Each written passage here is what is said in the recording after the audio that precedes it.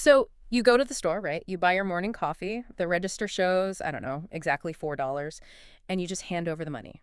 Right, you tap your card or whatever. Yeah, exactly. And the receipt prints out. It's very binary. It's clean. There's this really satisfying precision to it. $4 for a coffee. Transaction complete. Simple math. Exactly. But what we're looking at today is the actual, societal cost of the system that allowed you to buy that coffee in the first place. Which is, frankly, the trillion-dollar question. Yeah.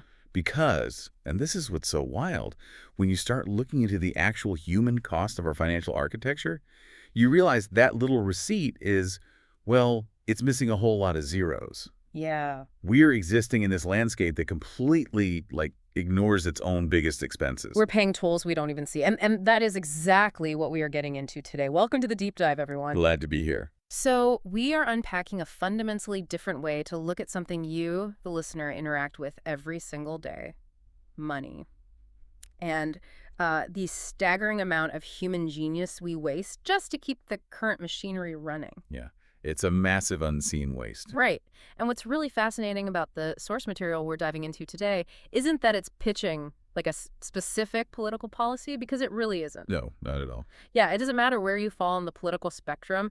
This deep dive is just asking us to put a completely different lens on the math we do every single day, right? To kind of audit our own societal accounting. Right. It's about stepping back and looking at the water we're all swimming in. Yeah. Because to understand these hidden costs, it really helps to look at the mechanism of how we got here in the first place. The origin story. Exactly. Yeah. I mean, money wasn't some accidental mistake. It was this brilliant, completely necessary solution to a brutal bottleneck in human progress, which was the problem of exchange. Because before money, you had barter, which is incredibly inefficient. Like the classic textbook example, which, we don't need to dwell on, but it makes the point, is the wheat farmer and the shoemaker. Right, the classic scenario. You have a surplus of wheat, you desperately need shoes, but the shoemaker is on like a low-carb diet and wants timber instead. So trade completely breaks down. Yeah, it's what economists actually call the coincidence of wants. Without a universal placeholder of value, large-scale cooperation is just impossible. So money became the universal API for human trade. I love that phrasing, the universal API. Yeah. It allowed value to be stored, translated, and transferred across completely different industries, different geographies even. It allowed cities to form, supply chains to stretch across oceans, and, well, civilizations to scale. It was a massive technological leap. But there's an analogy in this reading that I absolutely loved because I think it perfectly captures where we are right now. The medicine analogy. Yes. Think of the invention of money like a medical breakthrough. Right. It was a powerful, miraculous medicine that cured a deadly disease, the disease being our inability to cooperate on a global scale. It's a really great framework for looking at this because just like any powerful, experimental medicine, we are now a few centuries into the treatment, and we are finally recognizing some very severe systemic side effects. Right, the side effects. And those side effects manifest as what the source calls these invisible price tags. Exactly. We are so conditioned to only look at visible costs, right? The price of a gallon of milk or the cost of a mortgage, the GDP of a country. We track those numbers obsessively. But, and this is where I want to push a bit, what are the actual mechanics of these invisible price tags? Like, where are we actually paying them? Well, we pay them in human potential. Think about the modern economic pressure cooker. Just, the sleepless nights staring at the ceiling, totally paralyzed by the worry of an impending medical bill. Oh, man. Yeah. The relationships and families that just completely fracture under the crushing weight of financial stress. And perhaps most significantly for society as a whole, the sheer volume of talent that is abandoned for the sake of basic survival. Just look at the current system for young adults right now. You have someone graduating with, say, $80,000 in student loan debt. Very common, yeah. Right. And they might have a brilliant, highly risky idea for a new medical device, or maybe a revolutionary piece of software. But the mechanism of their debt demands immediate monthly servicing. So what do they actually do? They can't take the risk. Exactly, they can't. They take a safe job at some mid-tier consulting firm, and they spend the next 20 years optimizing spreadsheets instead of inventing something that pushes humanity forward. And that right there is the invisible price tag. Yeah. It is a massive compounding opportunity cost that society pays every single day, but it never shows up on a balance sheet. Yep. In fact, our economic metrics, like GDP, might actually look at that person working at the consulting firm and say, oh, great, they are generating income, they are contributing to the economy. The metric captures their visible output. Exactly. Mm. But it completely fails to calculate the immense value of what they didn't do. Right. And I want you, listening right now, to just pause and reflect on your own trajectory for a second. Think about your career, your hobbies, the things you are naturally drawn to. It's a tough thing to look at. It is. How many major life decisions have you made strictly out of financial fear rather than personal fulfillment or what you genuinely believe you could contribute to the world? It's a heavy realization. And, this conditioning doesn't just start when you get your first mortgage or your first student loan bill. No, it starts way earlier. Incredibly early. The architecture begins warping human development when we are literally children. Oh, the childhood shift. This concept in the reading was brilliant because when we're kids, we operate on pure curiosity. You ask a 5-year-old what they want to be, and it's always driven by passion. Always. They say, I want to be an artist and paint the world, or I want to be a scientist and discover a new dinosaur. Right, and both are beautiful, inherently valuable pursuits based on a desire to explore and contribute. But then they hit high school, right? And they enter the modern economy, and the system forces this subtle but really devastating shift in their internal monologue. They have to stop asking, what can I contribute to humanity? Right. And they are forced to start asking, what can I survive doing? Which changes everything. Totally. Instead of becoming an artist or a breakthrough scientist, they end up optimizing click-through rates for dog food ads because that's what pays the rent and provides health insurance. Which highlights a fundamental flaw in how capital is allocated today. The current system demands short-term, measurable returns on investment. Yeah. It doesn't know how to fund a 20-year gamble on a child's raw potential.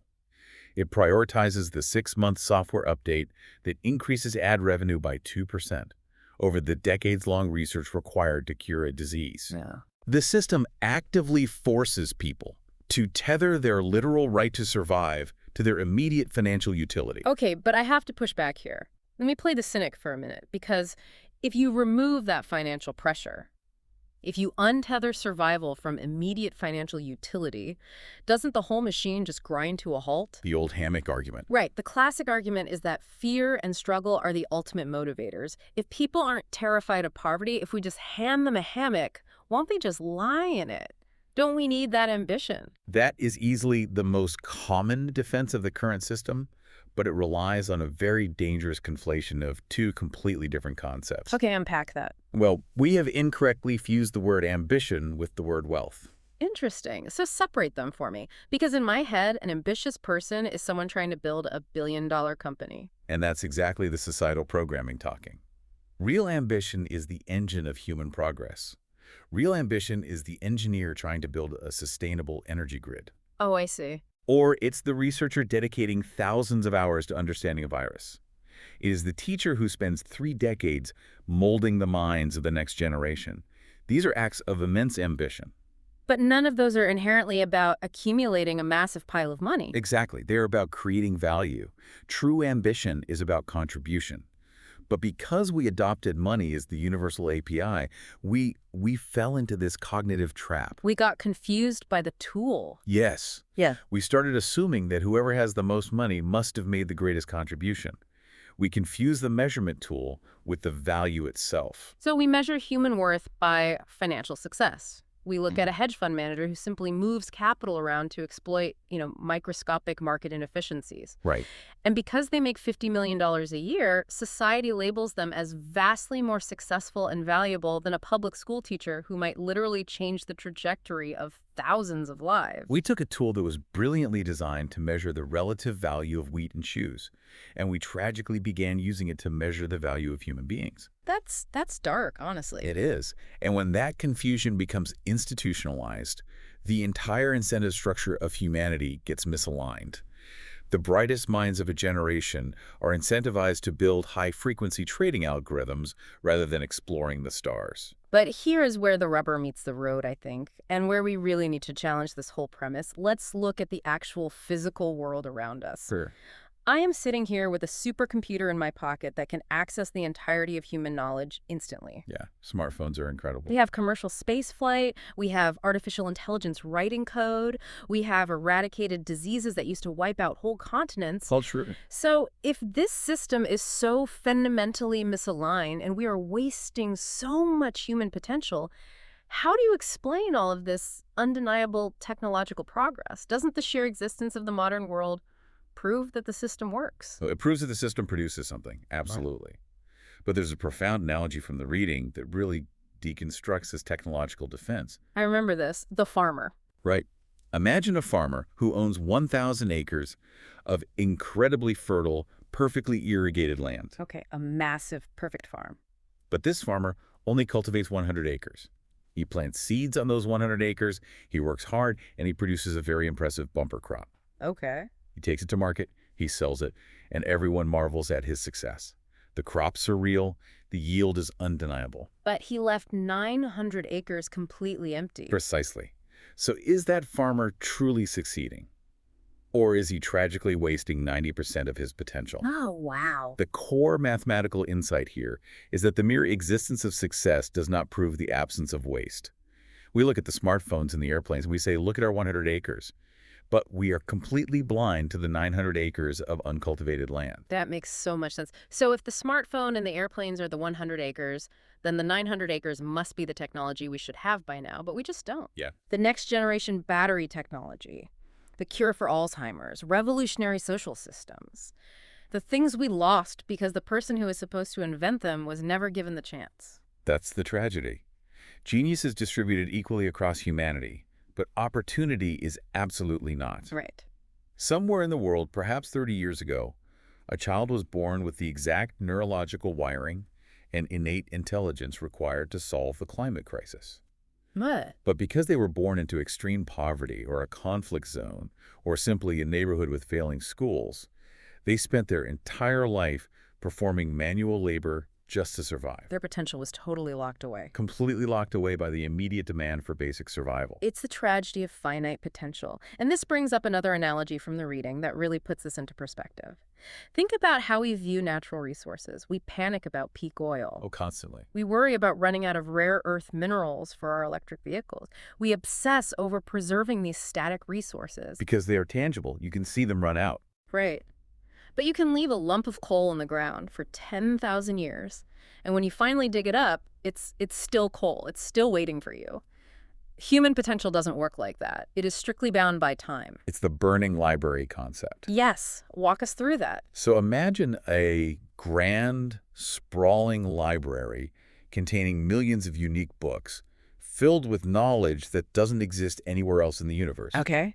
But 90% of those books are thrown into an incinerator before anyone even cracks the cover. God, that's a brutal image. It is. When a human life ends, whatever untapped genius was inside that person disappears forever. Every single day that a brilliant mind is forced to worry about making rent instead of focusing on discovery, that is a day of human progress that is permanently lost. It just evaporates. It doesn't roll over to the next day. It's just gone. It's crazy when you frame it like that. We would freak out if global GDP dropped by 1%. But we completely ignore the massive compounding economic and societal loss of millions of underutilized brains every single day. It's completely normalized. So, if this waste is so astronomically huge, if we are literally burning the library of human genius daily, why aren't we doing anything about it? Why do we tolerate the 900 uncultivated acres? Because we have deeply romanticized the struggle. We have woven the nobility of hardship into our cultural mythology to justify the system's failures. The rags to riches obsession. Exactly. So isn't there some truth to that? I mean, pressure makes diamonds, right? We all know those incredibly inspiring stories of people who started with absolutely nothing, faced insurmountable odds, and achieved incredible success. Doesn't that prove that true genius will always find a way to the top? That is a classic case of survivorship bias. We only ever look at the winners. Okay, so how does the reading break that down? Well, to explain why this is a fallacy, think of a flower that somehow manages to grow straight up through a crack in a solid concrete sidewalk. You see that and you think, wow, nature finds a way. You admire the resilience of the flower. Absolutely. And we rightly admire the strength of that specific flower. It defied the odds.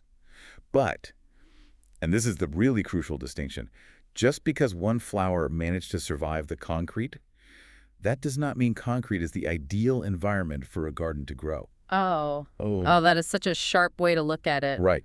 We throw massive parades for the one person who survives the brutal obstacles of poverty and systemic failure. We put them on magazine covers, we make movies about their grit, We celebrate them. but we never, ever mourn the thousands and thousands of other seeds, people who were just as smart, just as capable, who were crushed beneath the concrete. We celebrate the survivor to validate the system, but we completely ignore the casualties because they are invisible to us. They just quietly disappear into the background noise of society. Exactly. We use the few exceptions to justify a hostile environment rather than asking the obvious question. Why do we maintain the concrete in the first place? Exactly. Why are we intentionally making it so hard for potential to flourish? So let's take a sledgehammer to the concrete. If our current system is a concrete garden where survival is tethered to short-term financial utility, what happens if we change the rules? Like, what is the alternative vision the sources talk about if we actually start valuing long-term human potential? The alternative vision starts with recognizing our own actual capabilities as a species. Just look at what we can do. Yeah. We are a civilization that has decoded the human genome. We can split the atom. We have put rovers on Mars and built global communication networks that beam information through the air instantly. We have the capacity for unimaginable logistical and technological miracles. Right. And yet we collectively pretend that guaranteeing basic survival for our population, making sure everyone has food, shelter, and health care, is somehow a mathematically impossible puzzle. Which it isn't. It isn't. Eh. If a civilization is capable of reaching the moon, it is inherently capable of designing an economic architecture where basic survival is a guaranteed baseline, not a prize to be won. So it's just a choice. Completely. The fact that we haven't done so isn't a lack of resources or ability. It is purely a failure of imagination. And if we actually did it, if survival was suddenly a baseline guarantee, then what? Does the hammock theory win? Does everyone just stop working? The exact opposite happens. Because when you remove the panic of survival, capital and human energy can finally flow toward long-term value creation. That shift in the internal monologue again. Yes. The central question of a person's life remains, what can I contribute? Instead of violently shifting to, what can I survive doing? If failure isn't literally lethal, if taking a risk doesn't mean you end up homeless, people will take massive, innovative swings. So the young adult with the student debt doesn't have to go to the consulting firm. No, they don't. They can spend 5 years trying to build that revolutionary medical device in their garage, knowing that even if it fails, they won't starve. Exactly. Scientists could focus entirely on discovery, without spending half their year begging for grant funding or tailoring their research to please corporate sponsors. Artists could focus on creation. Educators could focus on teaching. We wouldn't just be cultivating 100 acres. We would be unleashing the entire 1,000-acre farm. We would finally be tapping into the greatest, most powerful, most underutilized resource on Earth, the human mind. That's the real wealth. Yeah. And unlike oil or gold or lithium, the limits of the human mind remain entirely unknown. We have absolutely no idea what we are truly capable of as a species because we have never seen what humanity looks like when it is fully unleashed from the terror of basic survival. We are operating at a fraction of our capacity, and we've convinced ourselves that this is as good as it gets. This is so much to process, but I want to bring this right back to you, listening to this deep dive right now. I want you to look inward for a moment and do a little thought experiment. It's a good one to try. What is your own uncultivated acreage? If you woke up tomorrow and your survival was completely guaranteed for the rest of your life, your housing, your food, your healthcare, all secured, what would you pursue? Yeah, what would change? What would you actually do with your time? What true contribution would you want to make to the world? It's a profound question. And if we connect this to the bigger picture, it leaves us with a rather haunting realization. Yeah. The deepest tragedy of this invisible architecture isn't just the amazing inventions or beautiful art we've already lost in the past. It's the stark reality that the exact solutions to tomorrow's most terrifying crises, whether that's a new global pandemic, catastrophic climate shifts, or resource scarcity. Right, the existential threats. Exactly.